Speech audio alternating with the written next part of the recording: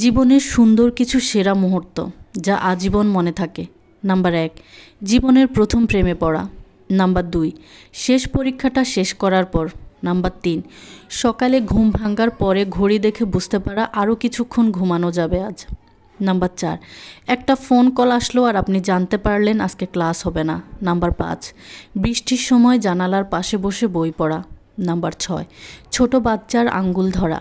Number 7, প্রিয় মানুষের কাছ থেকে প্রিয় কিছু উপহার পাওয়া। নাম্বার 8, ছুটির দিনে সন্ধ্যায় কোনো পুরাতন বন্ধুর সাথে কথা বলার সুযোগ পাওয়া। নাম্বার 9, নিস্তব্ধ রাস্তায় একা হাঁটা এবং গান শোনা।